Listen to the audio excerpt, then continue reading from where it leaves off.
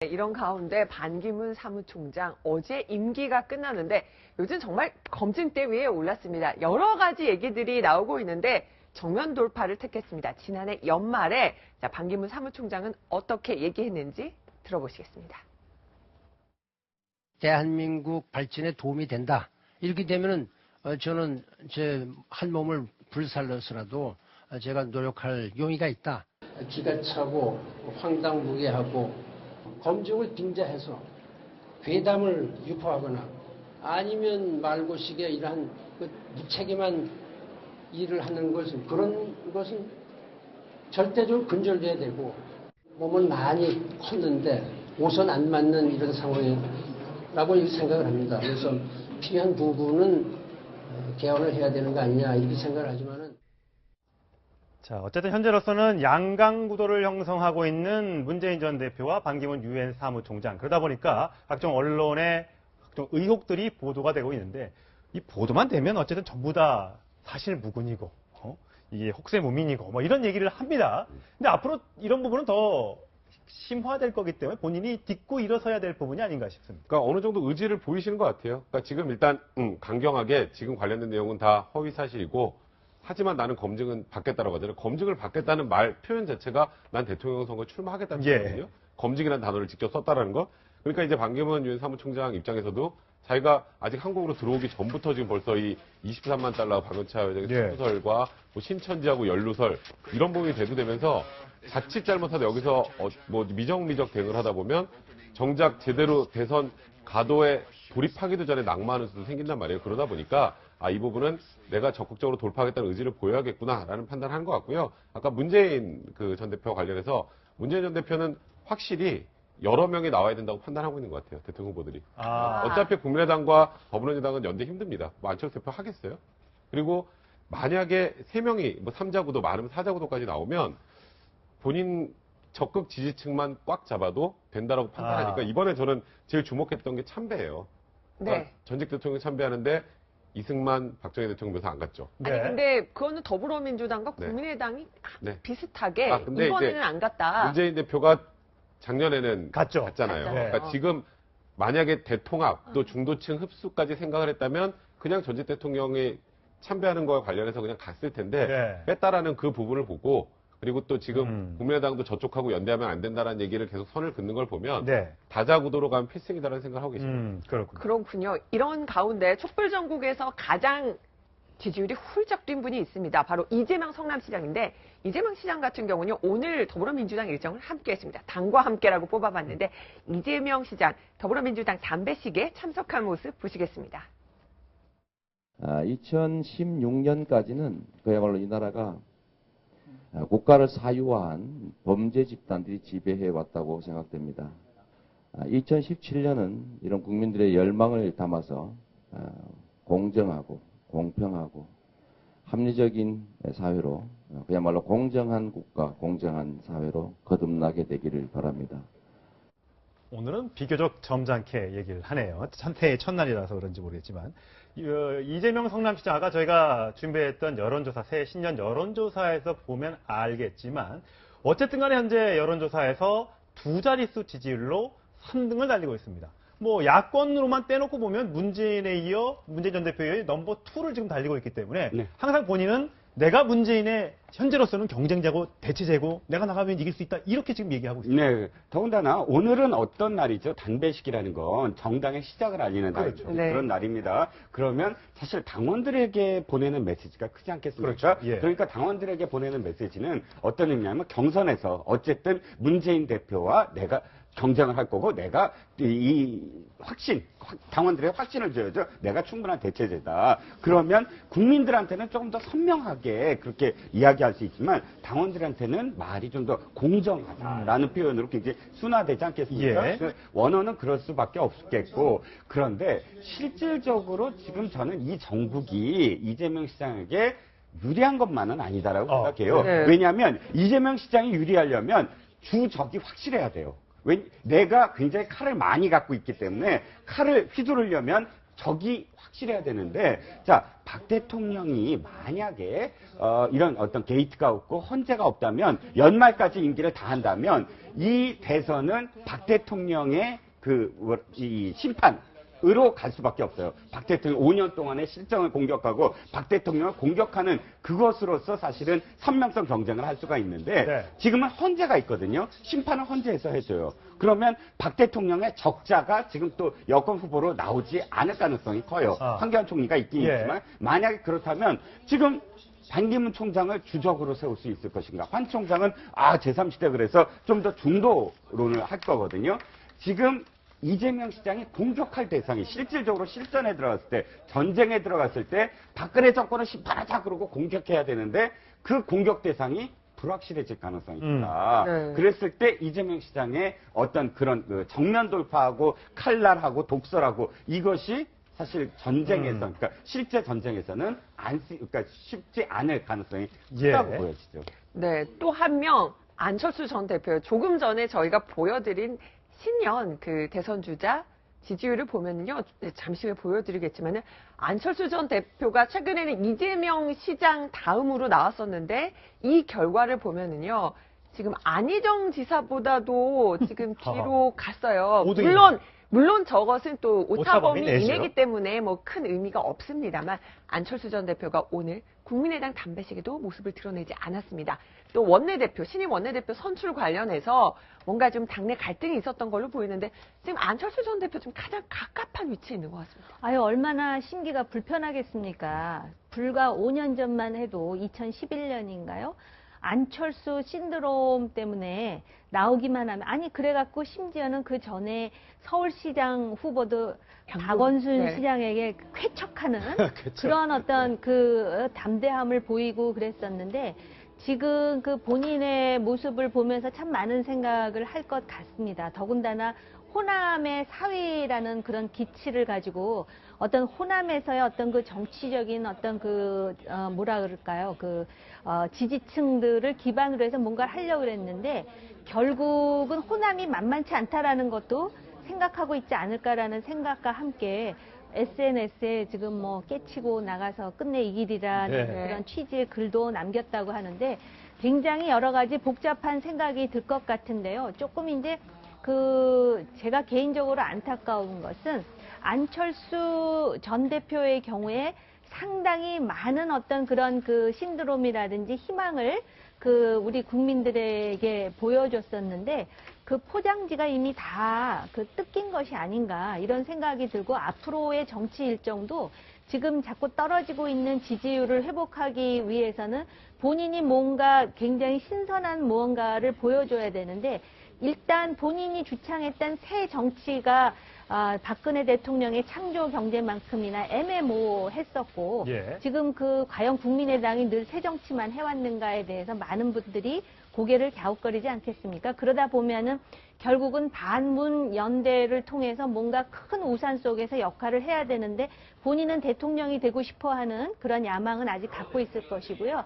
뭔가 기상천외한 어떤 것이 보여지지 않는다면 그 딜레마에서 허덕이게 될 가능성이 꽤 있지 않을까, 이런 개인적인 생각을 해보게 됩니다. 네. 그런가 하면 개혁보수신당 30명의 새누리당 의원을 데리고 나가서 만든 개혁보수신당의 현재로서는 유일한 대선 후보로 평가받고 있는 유승민 개혁보수신당 의원. 하지만 예상외로 그렇게 지지세가 현재로서는 높지 않게 나온 것 같습니다. 여전히 반기문 유엔 사무총장에 대한 보수층의 선호가 높게 나타나고 있고, 유승민 의원을 비롯해서 나머지 보수 쪽의 후보들은 지지세가 너무 미약해서요. 옛날에 그런 말이 있었잖아요. 다 합쳐봐야 우리 당 후보들 5%가 안 된다. 잊고 있던 이정현 전 대표 그런 얘기 했었어요. 지금 현재 나타나고 있는 지지율로만 놓고 보면 진짜 그래요. 그러니까는 보수 진영, 특히 이제 새누리당 진영이나 이쪽 진영에서는 상당히 안타까운 일이라고 생각이 될 겁니다. 근데 국민들이 하는 선택이고요. 특히나 지금 현재는 박근혜 대통령의 최순실과의 국정농단에 대한 이 역풍이 워낙 크기 때문에 정말 보수 진영이 이번 조기 대선에서 상당히 힘들어질 거고, 지금 현재 그 국면에서 같이 다 국민들의 비판을 갖다가 다 받고 있는 것이 이렇게 통계 수치로 반영된 게 아닌가, 이렇게 생각이 듭니다. 그런 측면에서 그렇지만 앞으로도 이제 어떻게 하느냐.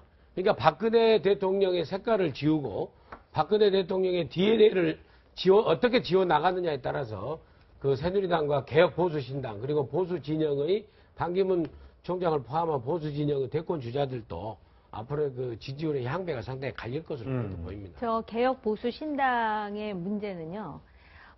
소위 이제 진보로 볼 때는 새누리당이 아류라는 그런 폄훼를 받는 것이죠. 네. 당신들도 똑같이 뭐 비록 그 정도의 차이는 있을지 모르지만 부역자들 아니냐라는 비난을 지금 받고 있고요. 또 애초에 그 새누리당의 지지층들 상당히 이제 그 우편향된 지지층들로부터는 배신자라는 그런 낙인을 찍히고 있기 때문에 그 입지가 상당히 이제 그런 데다가 또 그 큰 사건은 아니지만 또 나가기로 했던 뭐 몇몇 의원들이 또 중간에 보류하고 이러면서 30명을 넘기느냐 마느냐 예. 그런 거 가지고 지금 그 매몰되어 있는 상황이거든요. 그리고 이제 그 개혁 보수 신당의 얼굴이라고 할 수 있는 상대적으로 젊은 개혁적이고 혁신적인 이미지를 좀 표출할 수 있는 몇몇 정치인들이 아직까지 뚜렷한 어떤 자기 개성을 보여주고 있지 않아요. 그리고 이제 유승민 의원 같은 경우는 그동안에 박 대통령에게 유일하게 진언을 했던 사람으로서 대외적인 지지도는 좀 있을지 모르지만 조직력에 있어서는 아직 그 조직을 갖고 있다라는 인상이 들지 않거든요. 갈 길은 멀죠. 그래서 결국은 이제 소위 이제 그 반기문 총장을 영입을 하느냐의 여부가 변수가 되는 상황이다 보니까 오히려 칼자루는 반기문 총장이 질 수밖에 없는 그런 구도를 만들게 될 것 같습니다. 네. 현재로서는 이 5명 외에도 물론 안희정 충남지사 등 많은 잠룡들이 이번 조기 대선을 향해서 뛰고 있습니다. 그렇죠. 누가 막판에 승자가 될지는 현재로서는 아무도 알 수는 없습니다만 현재 나타나고 있는 지지율의 추이를 통해서 여러분들에게 시청자 여러분들이 누가 좀 더 본인 시청자 여러분 국민들 표심에 가까운 사람인지를 판단하시는데 좀 도움이 되고자 저희가 워딩들을 좀 만들어서 준비를 해봤습니다. 앞으로 계속해서 저분들의 생각, 사상 뭐 이런 것들이 전해지는 대로 자세하게 분석해서 여러분들이 찍을 때 대선날 찍을 수 있는데 도움이 되도록 저희가 준비를 계속해서 해드리겠습니다. 자, 그런가 하면 박근혜 대통령이 현재 대통령과 함께 기자들과 함께 만나서 기자간담회 한 내용 아직도 전해지지 않고 있는데 들어오는데 저희가 정리를 해서 전해드리도록 하고요. 어쨌든 이 사태를 만들었던 주범들의 얘기가 계속해서 언론을 통해서 특검을 통해서 흘러나오고 있습니다. 자, 조윤선 문화체육관광부 장관에 대해서는 어젯밤에 긴급하게 대통령 이게 위증 혐의가 있다라고 하면서 아예 그냥 국회에서 우리한테 고발을 해주면 우리가 수사할게 이렇게 얘기를 했습니다. 굉장히 이례적이죠. 예. 근데 어떤 분은 그러더라고. 아니 그 뭐 저쪽에서 고발하라고 해 우리가 수사하면 되지라고 하는데 국회에서 증언이나 및 감정에 관한 법률에 보면 위증에 그 문제가 있는 경우엔 고발하여야 한다라고 돼 있어요. 국회에서. 근데 지금 국회는 사실 조윤선 장관이 뭔가 거짓말을 하는 것 같다라고 판단은 하고 있지만 정확하게 어떻게 위증을 하고 있는지는 잘 몰라요. 네. 그러니까 국회에서는 고발을 하지 않고 있었는데 이제 특검에서 그와 관련해서 이제 문체부 뭐 블랙리스트, 문학의 블랙리스트 관련 수사를 하면서 굉장히 많은 사람들이 소환되고 여러 가지 증거물들이 드러나면서 아, 조윤선 장관이 청문회에서 이런 얘기를 한 거는 위증이구나라고 해서 특검 스스로가 판단한 것 같습니다. 그러니까 저쪽에 국회에 공을 얹으면서 빨리 일단 고발을 해달라고 한 입장인데 근데 국회에서는 이게 지금 그 국정조사가 끝까지 나가기 전에 진술을 번복하고 자백을 하면 고발하지 않을 수 있다라는 규정이 있어요. 그러니까 마지막 청문회에 기회를 한 번 더 줄게 라고 해서 조윤선 장관을 한번 다시 불러서 다시 물어보는데 아마 그날도 동일한 대답을 하면 국회에서 지금 특검이 원하는 대로 고발을 할 거고요. 고발을 하면 특검은 지금 준비 자료를 만들어놓고 기다리는 것과 마찬가지 상황입니다. 특검이 고발을 요청했다는 것. 그러니까 특검이 무언가를 분명히 쥐고 있다. 근데 그게 뭔지는 알려주지 않고 있죠. 그래서 조윤선 장관이 굉장히 좀 불안하실 것 같습니다. 근데 조윤선 장관은 블랙리스트의 문학의 블랙리스트 9천여 명의 명단에 대해서 만들지도 않았고 보지도 못했고 지시도 한 적이 없다라고 하면서 언론사나 또는 또 위증한 사람으로 다른 사람을 지금 고소고발을 하고 있잖아요.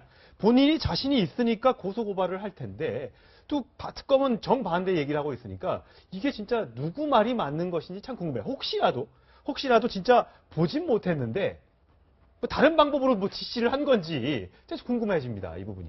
저도 궁금합니다. 근데 이 말은 했죠. 처음에는 절대 없었다 그러다가 특검이 가려줄 거라는 얘기는 하지 했죠, 않았습니까? 예. 그래서 특검이 잘 가리려고 하는 것 같은데요.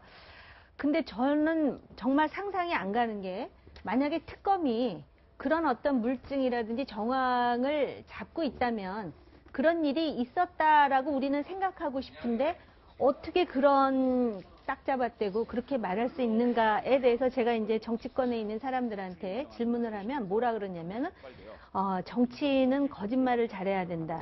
바로 그 나쁜 관례를 2017년부터 끊어내야 된다고 생각합니다. 지난번에 미국 대선에서 그 트럼프의 막말에도 불구하고 힐러리 클린턴이 패배할 수밖에 없었던 것은 많은 미국 국민들 사이에 힐러리는 라이어, 거짓말쟁이다는 그것 때문에 결국 떨어지고 말았는데 네. 한국에서는 마치 더 거짓말을 능수능란하게 얼굴색 하나 변하지 네. 않고 하면은 그게 정치력이 있는 거고 그게 정치라는 이 잘못된 관행을 요번에 끊는 계기가 됐으면 좋겠고요. 네. 저 개인적으로는 지시한 적도 작성한 적도 본 적도 없다 그랬습니까? 예. 그래서 그냥 제가 해석하게 한번 백 변호사님 한번 나중에 이제 의견을 듣고 싶은데 지시는 위에서 했을 것이고 네. 작성은 비서관급에서 했을 것이고 본 적도 없다는 거는 그 제목이 블랙리스트는 아니었겠구나. 저는 그냥 그렇게 한번 그럼 생각을 법적으로는 해봤어요. 빠져나갈 수 있는 대목이 그- 있는 건가요? 그러니까 지금 말씀하셨던 만약에 그 틀을 가지고 지금 이렇게 말씀하시는 예. 거라면 그건 거짓말이죠. 그냥 위증인 거죠. 왜냐하면 지시를 위에서 했어도 결국 자기가 비서관한테 지시를 한번 더 해야 되잖아요. 예. 그럼 예를 들어서 위가 김기춘 시장을 가정하면 김기춘 시장이 조윤선 장관을 그러니까 그 당시 정부석을 거치지 않고 다이렉트 예. 비서관한테 한 건 아니잖아요. 네. 만약에 뭐지, 그렇다면. 지금 현재 상황에서 이 라인이라는 게 있는데 조윤선 예. 장관을 예를 들어서 이게 다 작성되고 했던 게 사실이라면 이 연결고리에서 조윤선 장관이 빠져나갈 길은 없을 것 같고요. 네. 그리고 작성을 지시했는데 그 뒤로 한 번도 안 봅니까?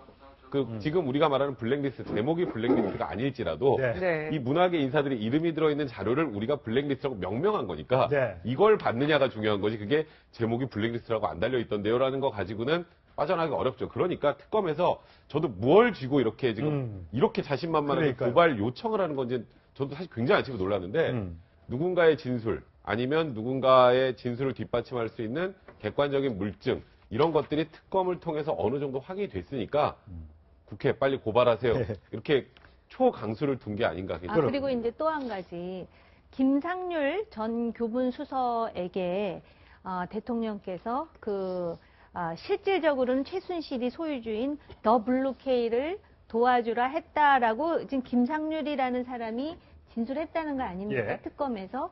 그랬다면 지금 말씀하셨듯이 정무수석에게 그 지시는 위에서 하고 실제로 실행은 밑에서 했다 하더라도 분명히 뭔가 왜냐하면은 3번이나 자리를 주고 그렇게 친해서 그 밤에도 통화를 했다라고 본인 스스로 얘기를 하지 네. 않습니까? 대통령 당선자 시절에.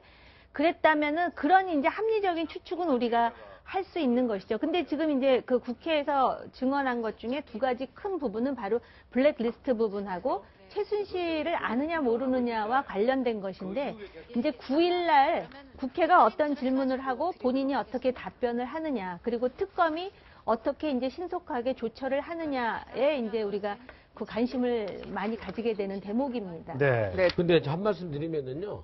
제가 생각할 때는 이제 조윤선 장관이 이제 더 이상 저렇게 하시면 안 된다고 생각을 합니다. 블랙리스트가 블랙리스트라고 돼 있겠어요? 문화예술계 지원 방안. 예. 이렇게 제목이 돼 있겠어요? 예. 당연히 블랙리스트라고는 볼 수가 없는 그렇죠, 겁니다. 예. 그리고 또 체육부 장관, 문체부 장관에 와서 뭐라고 말씀하셨어요? 블랙리스트가 있다고 보고받지 않았다고 그랬어요. 그러니까 자기가 아주 이분들도 이 법률 미꾸라지로 빠져나갈 생각만 하고 보고받지 않았다라고 이렇게 또 빠져나가는 그런 예. 측면이 있습니다. 그런 측면에서 조윤선 장관이 마지막 남은 청문회에서 더 이상 국민들께 저렇게 혹세 무민한달까 이렇게 하시면 안 된다는 생각이 네. 들고 그다음에 특검도 블랙리스트가 더 중요합니까? 저는요 특검에 대해서 좀 역량을 갖다가 이 시간에 우리가 국민적 차원에서 한 번 더 우리가 좀 촉구해야 되지 않나 싶어요. 가장 중요한 대통령의 국정농단에서 뇌물죄, 네. 대통령의 뇌물죄 부분하고 김기춘 실장의 직권남용과 직무유기, 우병우 수석의 직권남용에서 그 3사람을 갖다 엮는 게 가장 중요하지. 조윤선 장관의 블랙리스트가 무슨 소리, 지금 굉장히 의미가 있죠. 있어서는 안 될 일이긴 하지만은. 그리고 이게 블랙리스트 자칫 잘못 가면요. 이념 논쟁으로 가게 됩니다. 특검이 그리 빠져들게 돼 있어요, 지금. 네. 그렇지 않아도 지금 현재 우리나라가 지금 탄핵을 놓고도 그렇고 대통령이 여러 가지 놓고도 그렇고 진영 간의 논리로 갈 이런 상황 속에서 특검이 본질이 아닌 문제를 놓치면서 이것에 가는 것이 오히려 성과가 없어가지고 성과를 빨리 내려고 문영표 장관의, 물론 그것도 굉장히 큰 거죠. 문영표 장관을 갖다 구속하는 것은 좋습니다. 그렇지만 그것보다 더 중요한 것은 대통령이 뇌물죄하고 거기서는 성과를 내야 된다. 아니, 말씀드리고 저는 싶어요. 그 뭐 뇌물죄와 관련해서 검찰이 규명하지 못했기 때문에 특검이 그 제3자 뇌물이든 아니면 제3자 뇌물이 아닌 직접 뇌물 수수와 관련된 것이든 규명하는 게 중요한데 블랙리스트도 못지않게 중요하다고 생각을 합니다. 왜냐하면 이거는 이념 논쟁의 문제가 아니라 헌법적 가치의 문제입니다. 그렇기 때문에 그렇고 또 오히려 이 블랙리스트가 바로 김기춘 실장의 직권남용과도 직접적으로 연결되는 거거든요. 헌법에 개인의 어떤 사상의 자유라든지 언론의 자유라든지 표현의 자유를 보장하고 있음에도 불구하고 권력에서 이거를 리스트를 만들어가지고 이런 식으로 해가지고 뭔가 제재를 가하려고 했다면 이거는 21세기 민주주의 대한민국에서 있을 수도 없는 일이고 저는 이게 거의 뇌물죄 못지않게 심각한 일이라고 생각하고 예. 엄벌에 처해야 된다고 생각을 합니다. 만약에 네. 이게 사실로 밝혀진다면. 네, 또 하나는요, 이제 특검에서 수사하고 있는 부분, 저는 이제 빨리 정유라 씨 한국으로 데려와서 조사를 해야 되잖아요. 네. 지금 가장 최근 나온 언론 보도도 정유라 씨 지난달까지 덴마크에서 또 눈에 띄었다. 네. 근데 안 잡는 겁니까? 못 잡는 겁니까? 그렇죠. 일단 덴마크에서 눈에 띄었다는 부분은 이겁니다. 지금 정유라 씨는 홀몸이 아니에요. 일단 아기가 있는데 예. 아기만이 문제가 아니고 거의 뭐 서커스 고개단과 마찬가지로 어마어마한 동물들이 있어요. 아, 그렇죠. 말 2마리가 있고 개 10마리가 있고 뭐 고양이 5마리. 만약 그 동물들과 함께 다닌다면 거의 고개단이 왔다 갔다 하는 예. 그 수준의 그 차량이 필요하지 않겠습니까? 그러니까 지금 이 범위를 좁힐 수가 있어요. 덴마크에서 발견했다는 건 덴마크의 승마장입니다. 그러니까 우리가 이 정유라 씨가 갈 만한 곳을 독일과 뭐 그 인근의 덴마크까지 합치면 뻔해요. 승마장입니다. 네. 그러니까 그 말들, 어마어마한 고가의 말들과 뭐 동물들과 함께 있을 수 있는 곳. 그래서 추적한 곳이 바로 덴마크의 모 승마장인데 거기서 이제 목도한 사람들이 있고 교포들도. 그래서 뭐 기자들이 찾아가니까 거기서의 반응이 여긴 사유지다. 그러고 뭐 아예 뭐 말을 끊었다지요.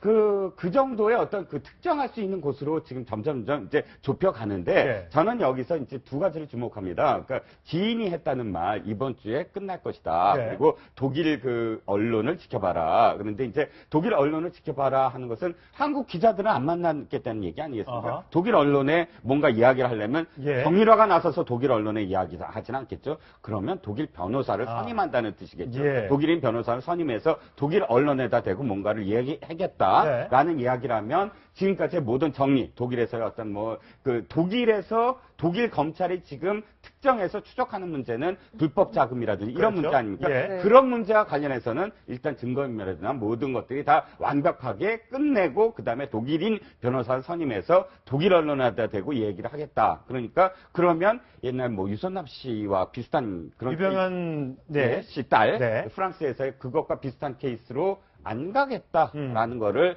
표현하는 게 아니냐. 네. 그러니까 사실 우리나라 검찰 특검이 지금 뭐 모든 조치를 다 취했더라도 독일과의 공조가 아니면 불가능하지 않습니까? 네. 그러니까 이번 주라고 얘기를 하지만 어찌됐든 간에 정유라 씨의 어떤 그런 뭐 독일인 변호사의 선임 문제 또 그 뭐 독일 언론에 대한 네. 어떤 문제 이런 문제를 지켜봐야만 될. 그 최순실 씨의 조카인 네. 장시호 씨가 나름 검찰의 협조적인 것은 네. 딸 얘기를 많이 하면서 네. 자식 얘기를 많이 하면서 장시호 씨의 마음이 움직였다고 하는 얘기가 들리고 있습니다. 결국 정유라의 신병이 확보돼야지만 꽁꽁 닫혀 있고 부인으로 일관하고 있는 최순실을 증언을 바꿀 수 있는 데 도움이 되지 않겠습니까? 그러니까 구치소 청문회에서 유일하게 눈물을 보였던 때가 정유라 얘기했을 때잖아요. 예. 그러니까 최순실한테는 사실 정유라가 들어오면 핵폭탄입니다.